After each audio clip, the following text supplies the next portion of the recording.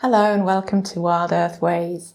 I'm Kat and today's video is going to be a mid-year check-in.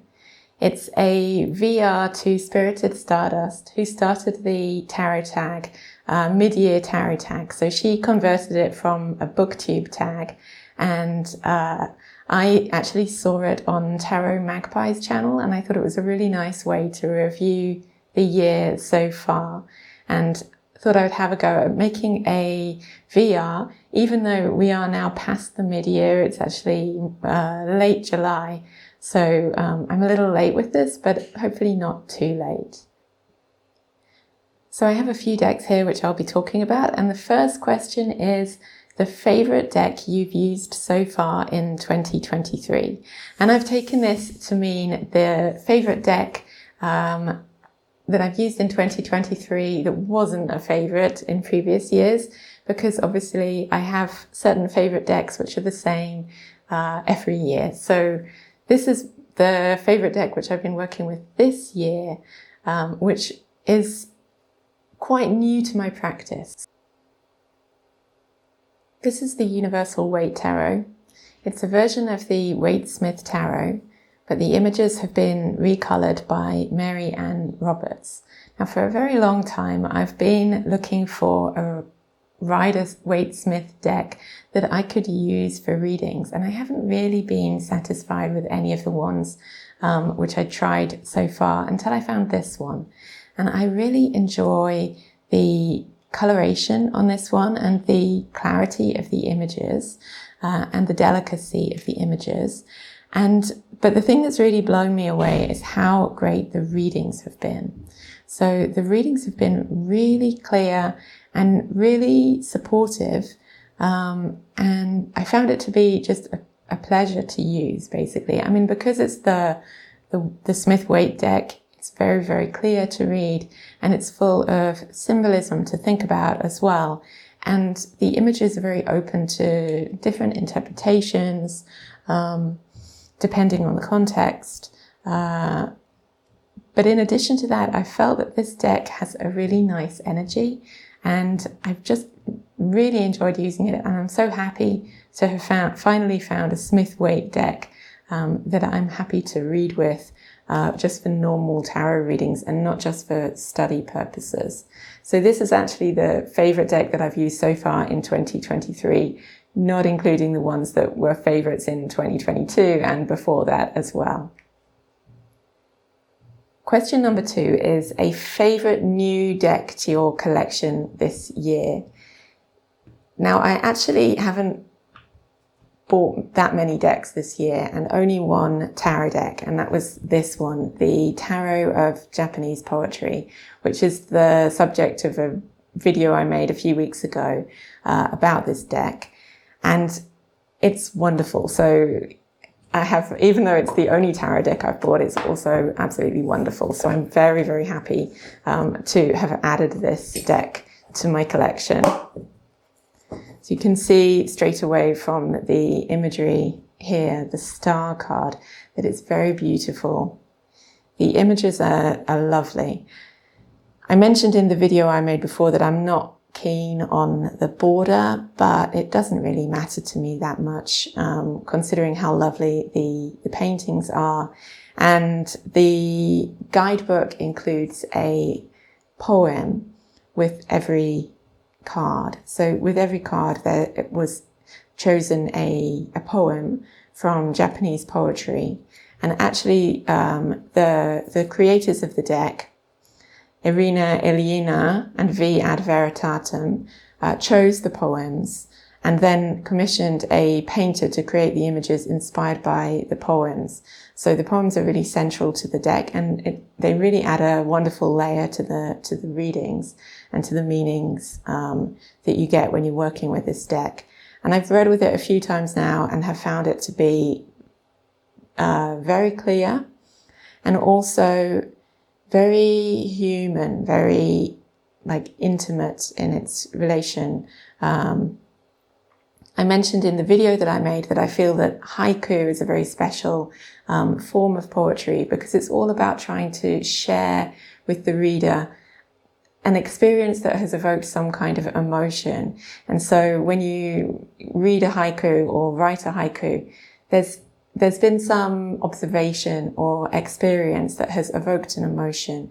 And the poem is an attempt to convey that to the reader so that you share momentarily in the emotion that the writer has experienced. And this is actually something that comes through in these images as well, really strongly. And so it creates a really nice conversation, a really supportive sense of intimacy and dialogue in the cards. So this has been a joy to work with, and I'm looking forward to getting to know it more as the year goes on. So that's the Tarot of Japanese Poetry, which is an independent deck.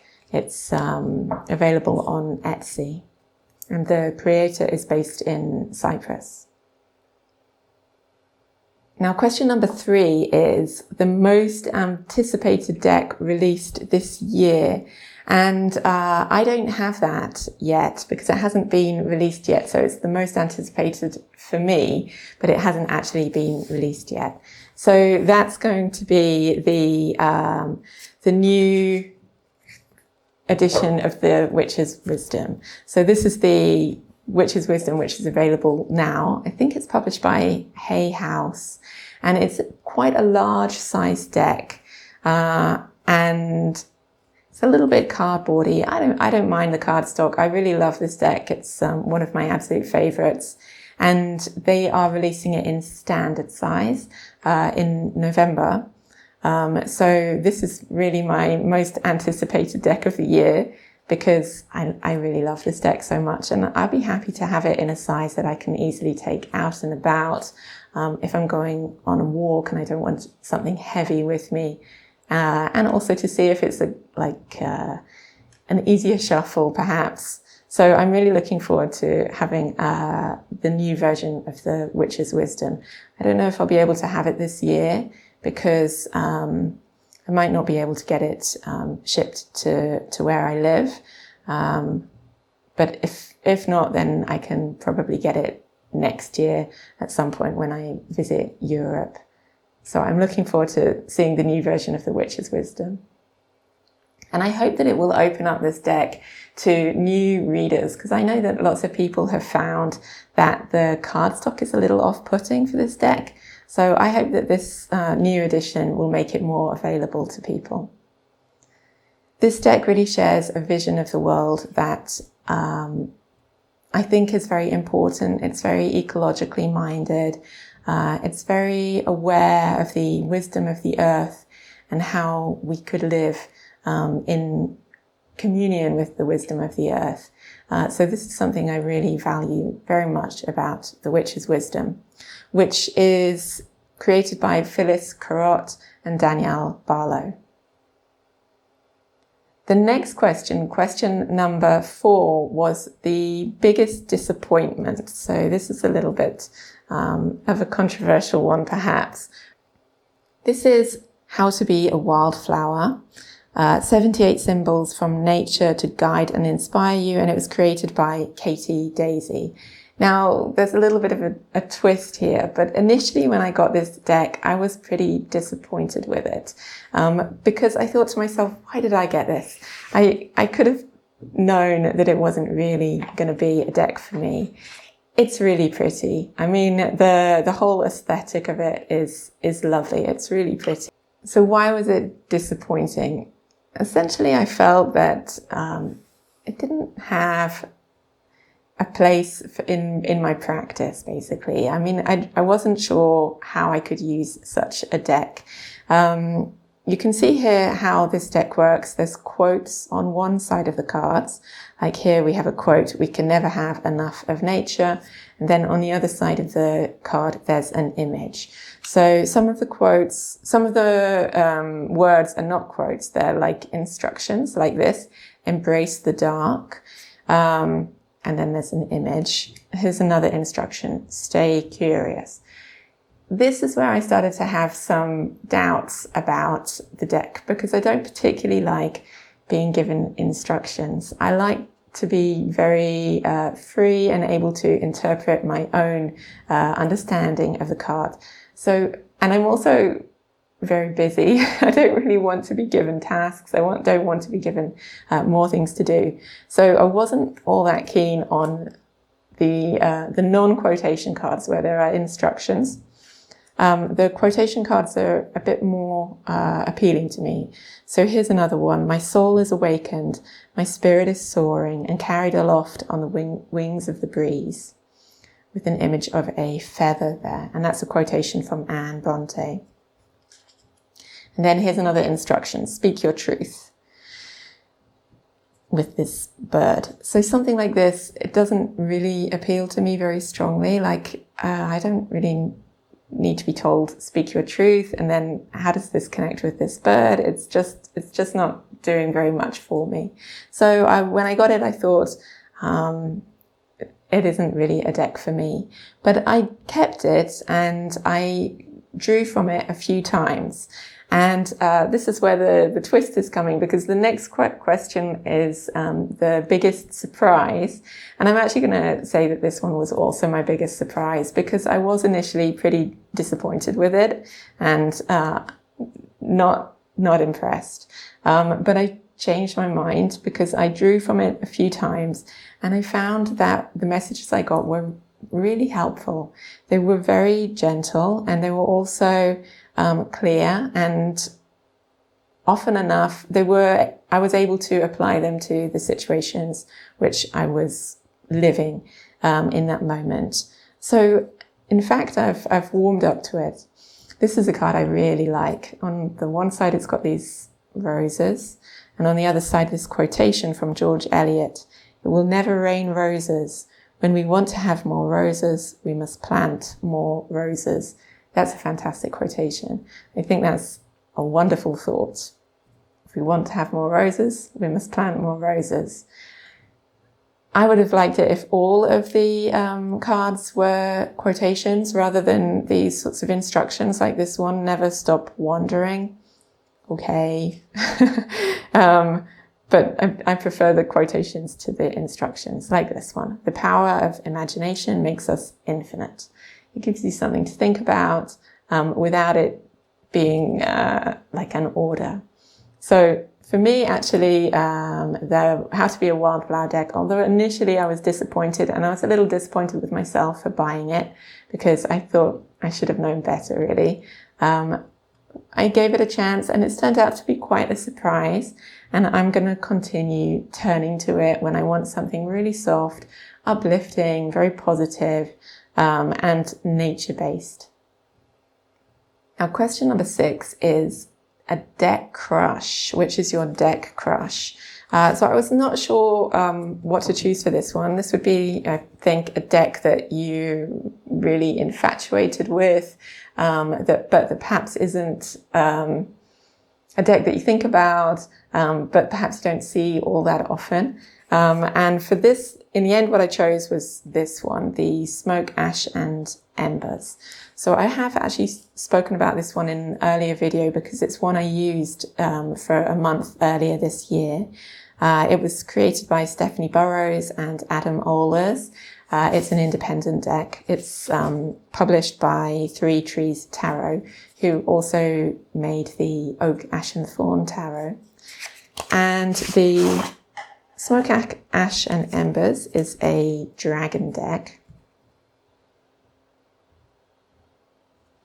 The artwork is beautiful and it's very easy to read because it's based pretty closely on the Smith-Waite. So without being a full-on clone, it is heavily influenced by the Smith-Waite deck. So it's very easy and accessible. And this was initially, like when I first started reading with it, slightly off-putting to me because I felt like I was just turning to my preconceived ideas of what the cards mean from knowing the Smith-Waite deck.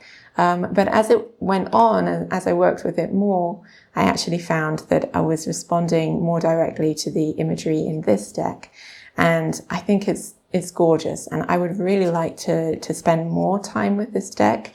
The main reason I don't is because of just having too many decks. I mean, I think that's really, really the issue, is that when you have quite a few different decks that you like and enjoy using, some decks end up not getting their fair share of attention, and that's the case in this one. But I think of it as being a really stunning deck, and one that I definitely want to return to and hope to return to in the future. So that's the Smoke, Ash and Embers. The next prompt is a deck that made you cry, which is kind of tricky. I'm not sure if they mean... I think that this is a prompt which is really from BookTube, in a way that a book can make you cry. It's maybe a little bit less common for a deck to make you cry, certainly in my case. The deck which I've chosen is this one. It's the Weaver's Oracle, which is created from paintings by Caroline Hillier. And the Weaver's Oracle is a deck which I pull from twice a month. So I draw a card from this deck around the time of the new moon and around the time of the full moon. And each time I read the stories that accompany the images in the guidebook. And they are really powerful, really, really powerful. So Caroline Hillier is quite a profound writer, I think. And it's her writing which has really touched my heart when I've been using this deck, perhaps even more than the artwork. So each time I draw a card from the deck, I always read the story and think about the story. And she often writes in her stories about traveling women. She talks about women with life experience who've been through it. And I think this is why she uses this phrase, traveling women. But it really touches me because I consider myself to be a traveling woman. I've moved around, perhaps more than I'd have chosen, or perhaps less. I'm never really sure, but I seem to always be moving from place to place. And this deck is just full of human experience and really deep resonances with our landscapes, with the earth, with the traditions that we've inherited. It's very powerful. And sometimes when I'm reading those descriptions, it really moves me. And often with a sense of recognition, with a sense of someone saying something, expressing something, which perhaps I may have felt, but been unable to express, or I haven't really known what it was that I was feeling. And this is something which Caroline Hillier has done really well in the book, is putting into words these powerful but difficult to express experiences that come to us over the course of life. So I was interrupted there by a power cut. Unfortunately, at the moment here it's over 40 degrees centigrade, and so that's I think around over 100 degrees Fahrenheit. I'm not really sure about Fahrenheit, but it's very hot. And as a result, unfortunately, there are power cuts because everyone's using their air conditioning and so on. So I'm back, the power's back on, and I can continue more or less where I left off.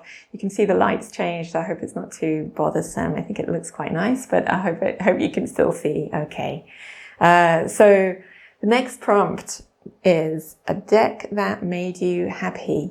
And for this, I've chosen the Sea Soul Journeys Oracle cards, which is new to me this year. It's created by Pippa Best, and it's a mass market deck with photos of the ocean. And it's just beautiful. It's absolutely gorgeous. It's organized into different themes, and each of the themes has different backings. So the deck actually has different backings, and each card is a photograph of the sea with a keyword and a kind of mantra. They're really lovely. Like here we have heard, may your brave call be carried on the wind. Release, may you lay down your burdens. Believe, may the sea deepen your faith, and so on. And this is a deck that makes me happy because the ocean, the sea makes me happy. I love to go to the sea. I love to swim in the sea and go with my kids and for us to swim and share that experience together. Just a couple of days ago, I drew this card, I Long for the Salt Air in My Hair, from the How to Be a Wildflower deck. I think that's really nice as well. And this is an example of a card which I have really enjoyed and that kind of surprised me from this deck. I don't really care for this starfish, on the other hand, on kind of graph paper. I don't know. I don't care for that, but this is really nice. So yeah, we went to the sea a couple of days. Yesterday, in fact, we went to the sea, and it's just wonderful to swim in the waves and to feel the power of the sea, and to enjoy it together. I love going to the sea for the kind of experience of openness that you get, and also the sensory experience of being in the water, the waves, the sounds, the feel of the sun. But it was very hot, it was very intense. And it was a mixed experience for us because the water was phenomenally warm. It was hot. It's like swimming in bath water. And, you know, it would always be hot at this time of year, but there's no doubt about it. We've had a very prolonged period of very high temperatures. It's been 40 degrees now for weeks, it feels like. I'm not sure if I'm completely accurate, but it barely comes down at night. And then the water, it's very hot. And the worst thing was also that there was so much plastic in the water. I have never actually experienced swimming with so much plastic. I kept feeling things brushing up against my legs as I was swimming in the waves, and always you hope it's going to be seaweed, but no, it was always plastic. And I don't know, maybe something happened, you know, it doesn't actually maybe take that many people leaving plastic on the beach for it to be washed in and then form a lot of plastic in the waves. But me and my kids, we were just constantly fishing plastic out of the water and taking it over to the bin on the beach. It was really painful. I mean, the heat also as an experience at the moment is pretty painful because of this sense that the nature that we love is under like huge assault, with climate change, with pollution. There's just this massive attack on life on Earth, and that includes the ocean. You really do notice it. I wanted to mention it because these images, they're beautiful and they show how we connect with the ocean, what it means to us. The oceans are our mother, the mother of life on Earth. And, you know, we can see these images and recognize the beauty and feel that love. And that's really important. But it's also important to know that it is not pristine. It's damaged. It may even be dying with what we're doing, with spreading plastic pollution, with raising the temperatures. So you can see graphs at the moment that water temperatures are raised from the average by as much as 5 degrees centigrade. That's huge. And if you imagine your own body, what does it mean in your body if you experience a 1 degree raise in temperature, 2 degrees? That's a fever. It's dangerous. And the earth, the ocean, it's like a body. So it's currently in a fever, and it's getting seriously dangerous. And we need to wake up to it. So it makes me happy, this deck. It really does. I love nature and this imagery, but I'm also very aware that we have to be conscious of what's happening and what we're doing and ways in which we may or may not be contributing to it. And that includes myself. Do many things which are unfortunately contributing to climate change. It's hard to see a way around it. I buy products which have plastic on. Again, it's hard to see a way around it. Some things I try to do, like, so for example, I don't eat any kind of seafood. I eat a vegetarian diet. So, in fact, a surprising amount of plastic in the ocean comes from the fishing industry. About 60%, in fact, of plastic has been traced, of large plastics in the ocean have been traced back to the fishing industry from discarded nets, for example, and other plastic disposed of at sea by boats. And this is hugely damaging for marine wildlife, which can get caught in those plastics. And of course, they also degrade and contribute to microplastics in the ocean. So one thing that we can do is avoid eating any kind of seafood. But it's complicated, and I'm aware of that. I don't think that we should, it's still important to love and enjoy nature and to feel happy in nature, and not always to be overwhelmed by these issues. But I did want to bring it up in this video today as it's very high in my mind at the moment. Okay, so the next question is the most beautiful deck this year. And so for this, I have chosen actually a deck which is neither a tarot deck nor an oracle deck. It's a collection of cards though, so I think I can get away with it. This is the Wild Cards. It's 100 postcards with the art of Jackie Morris. And most of the art comes from the books that she's created with Robert McFarlane, The Lost Words and The Lost Spells. So I think I showed this deck in my video 21 tarot questions. These are just absolutely gorgeous images. So there are 100 postcards and they're all different with Jackie Morris's artwork. I'm going to see if I can get it into a position where you can see without the glare. So here we can see our gorgeous sparrows in the brambles. Both Jackie Morris and Robert McFarlane are based in England, I think, and so the nature that you can see in this artwork is British, and so it's quite familiar to me since I spent most of my life in England, and it's gorgeous. The paintings just transport you into this world of British nature. Now the project, The Lost Words initially and The Lost Spells, was in fact inspired by the creator's desire to reconnect children, especially with the native wildlife in Britain. So they became aware of the fact that a dictionary, I think, children's dictionary, had taken out a lot of the words connected with the natural world, like daffodil, acorn, bluebell, that kind of thing, and had and replaced them essentially with words connected with technology and computers.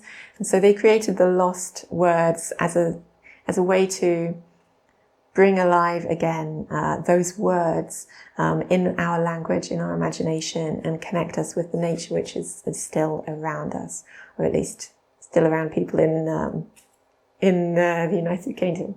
So then they also, The Lost Words, it's a beautiful book, but it's absolutely massive. It's not going to fit on my camera. So I brought this one, The Lost Spells, which is the second one they created. It's a lot smaller. And you can see it's really gorgeous. There are paintings and poems connected with different species, different parts of the natural world. And Jackie Morris's artwork is just magical. I think it's so evocative. So yes, I'm still hoping to find a way to use this deck in the future as a kind of oracle or tarot. But for now, I've just been using it just to look at and appreciate the artwork because it's so evocative and beautiful. So that's the Wild Cards by Jackie Morris. Now the last prompt is, what deck do you want by the end of the year? So for this, obviously I don't have it yet, but it's going to be it's a deck by the creator of the Ad Orbita Tarot. So that's Nicole. She's coming out soon with a new tarot deck called the Viola Lux Umbra Tarot. I'm just going to flip through the Ad Orbita deck as I talk about it a little bit. So I've seen it on her website. It hasn't yet released. She did have a Kickstarter, but I hadn't even been aware of that, I'm afraid. So it's now it's set to be released later in August. And it's a botanical deck. She does have other decks out other than the Ad Orbiter. She has several botanical decks already, the Aphidia rosa and the Pythia botanica, for example. And you can see in the Ad Orbiter that it's not just a botanical deck. The deck also shows like astral bodies in the swords and the mages, and waves in the cups. I mean, a lot of swords here. I must have put it in order at some point. But there are also botanicals in this deck as well.